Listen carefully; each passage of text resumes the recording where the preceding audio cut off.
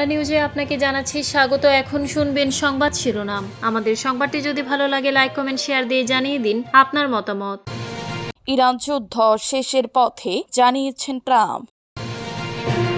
যুক্তরাষ্ট্র ও ইরানকে আবার আলোচনায় বসানোর চেষ্টায় সৌদি, কাতার ও তুরস্ক সফরে শাহবাজ। চীনা জাহাজের হরমুজ অতিক্রম নিয়ে করা সতর্কবার্তা যুক্তরাষ্ট্রের। ইরানের সঙ্গে গোপন চুক্তির গুজব উড়িয়ে দিল কাতার। ট্রাম্পকে অপসারণে ব্রাঞ্চের নেতৃত্বে কমিশন গঠনের দাবি কংগ্রেসের ডেমোক্রেট সদস্যদের। ৩৩ বছর পর সরাসরি বৈঠকে ইসরায়েল ও লেবানন, হিজবুল্লাহ কি এই আলোচনার সিদ্ধান্ত মানবে? ইরান যুদ্ধ শেষের পথে জানিয়েছেন ট্রাম্প। মধ্যপ্রাচ্যের উত্তপ্ত পরিস্থিতির মধ্যে যুদ্ধ শেষের ইঙ্গিত দিয়েছেন ডোনাল্ড ট্রাম্প। ইরানকে ঘিরে চলমান সংঘাত খুব শীঘ্রই শেষ হতে পারে বলে আশাবাদ ব্যক্ত করেছেন তিনি। মার্কিন সংবাদ মাধ্যম ফক্স নিউজকে দিয়ে এক সাক্ষাৎকারে ডোনাল্ড ট্রাম্প বলেন, যুদ্ধ এখন প্রায় শেষ পর্যায়ে। তিনি বলেন, আমার মনে হয় এটি শেষ হওয়ার একদম দ্বার প্রান্তে রয়েছে। যুদ্ধের কারণ ব্যাখ্যা করতে গিয়ে ট্রাম্প দাবি করেন, সময়মতো পদক্ষেপ না নিলে ইরান এতদিনে পারমাণবিক অস্ত্রের মালিক হয়ে যেত। সেই প্রসঙ্গে তিনি বলেন, ইরানের হাতে এমন অস্ত্র থাকলে বৈশ্বিক পরিস্থিতি সম্পূর্ণ ভিন্ন রূপ নিত। তবে আন্তর্জাতিক মহলের একটি অংশ এ বিষয়ে ভিন্ন মত পোষণ করছে। জাতিসংঘ এর পারমাণবিক তদারকি সংস্থার তথ্য অনুযায়ী যুদ্ধ শুরুর আগে ইরান পারমাণবিক অস্ত্র তৈরি করছে এমন কোনো সুস্পষ্ট প্রমাণ পাওয়া যায়নি। এদিকে চলমান হামলায় শ্রেষ্ঠ ব্যাপক ক্ষয়ক্ষতির কথাও তুলে ধরেন ডোনাল্ড ট্রাম্প। যুক্তরাষ্ট্র ও ইরানকে আবার আলোচনায় বসানোর চেষ্টায় সৌদি, কাতার ও তুরস্ক সফরে শাহবাজ।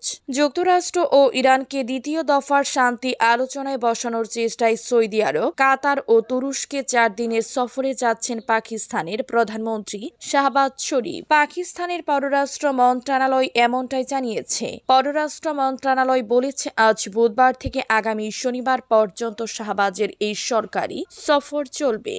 সৌদি আরব ও কাতারের দ্বিপক্ষীয় পর্যায়ে আলোচনা হবে। আর তুরস্কে আন্তলিয়া ডিপ্লোমেসি ফোরামের ফাঁকে দেশটির প্রেসিডেন্ট রিসেপ তাইয়েফ এরদোয়ান সহ অন্যান্য নেতার সঙ্গে আলোচনা করবেন শাহবাজ। গতকাল মঙ্গলবার পাকিস্তানের প্রেসিডেন্ট আসিফ আলী জারদারি একটি বিবৃতি দিয়েছেন।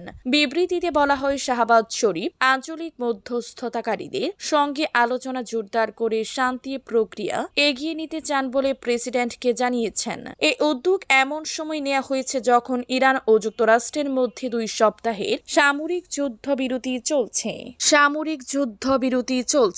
22 এপ্রিল পর্যন্ত এই যুদ্ধবিরতি কার্যকর থাকবে।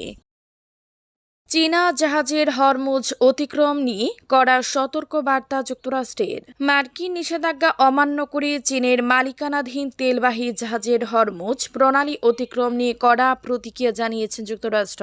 মার্কিন ট্রেজারি সেক্রেটারি স্কট বেসেন্ট বলেছেন, চীন যেন ইরান থেকে তেল নিতে না পারে সেজন্য পদক্ষেপ নিচ্ছে যুক্তরাষ্ট্র। ওয়াশিংটনে সাংবাদিকদের তিনি জানান, হরমুজ প্রণালীতে ইরানের তেল বহনকারী চীনা ট্যাঙ্কারগুলিকে যুক্তরাষ্ট্র বাধা দেয়। তারা তেল পেতে পারে কিন্তু ইরানের তেল নয়।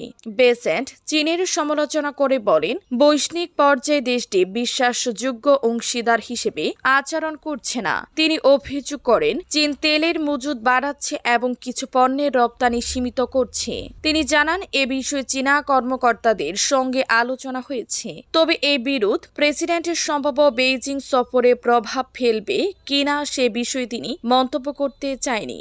বেসেন্ট বলেন, এই সফরের মূল বার্তা হবে স্থিতিশীলতা, তাছাড়া যোগাযোগই সবচেয়ে গুরুত্বপূর্ণ।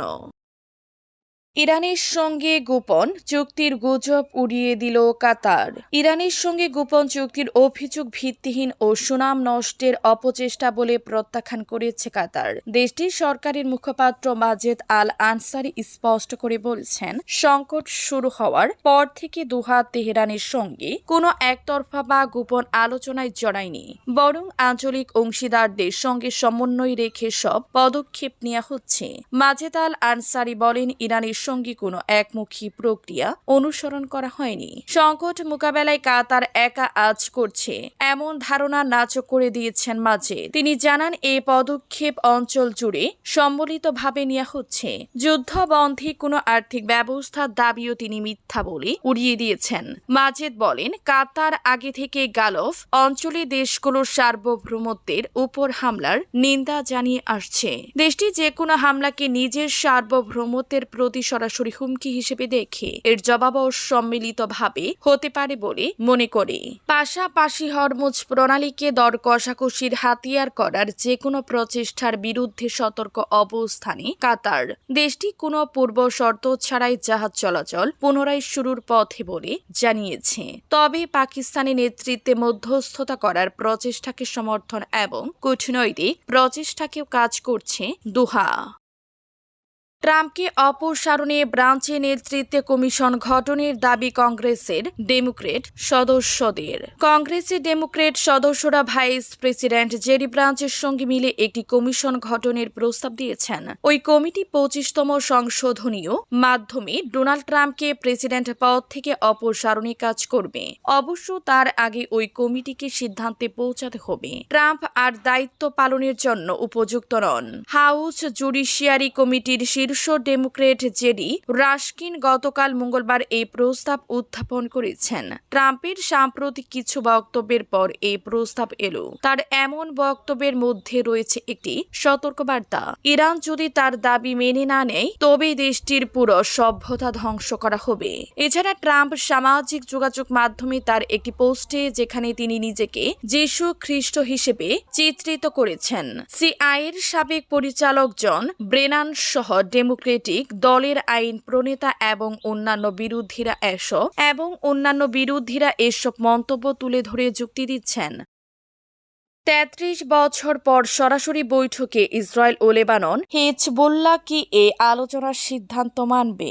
3 দশকেরও বেশি সময় পর প্রথমবারের মতো লেবানন ও ইসরায়েলের মধ্যে কূটনৈতিক আলোচনা শুরু হয়েছে। মার্কিন পররাষ্ট্র মার্কো রুবিওর মধ্যস্থতায় শুরু হওয়া এই আলোচনা লক্ষ্য লেবাননের সশস্ত্র গোষ্ঠী হিজবুল্লাহর সঙ্গে ইসরায়েলের লড়াইয়ের অবসান। ইরান সমর্থিত গোষ্ঠী হিজবুল্লাহর প্রভাব শেষ করতে এই কূটনৈতিক আলোচনাকে ঐতিহাসিক সুযোগ বলে বর্ণনা করেছেন রুবিও। গতকাল মঙ্গলবার ওয়াশিংটন ডিসিতে মার্কিন পররাষ্ট্র দপ্তরে ওই আলোচনা হয়। বার্তা সংস্থা রয়টার্স জানায়, মার্কিন পররাষ্ট্রমন্ত্রী মার্কো রুবিও, লেবাননে নিযুক্ত যুক্তরাষ্ট্রের রাষ্ট্রদূত মিশেল ইশা, যুক্তরাষ্ট্রে নিযুক্ত লেবাননের রাষ্ট্রদূত নাদা হামাদে মুয়াওয়াদ এবং যুক্তরাষ্ট্রে নিযুক্ত ইসরায়েলের রাষ্ট্রদূত ইয়েখিয়েল লাইটার আলোচনায় অংশ নেন।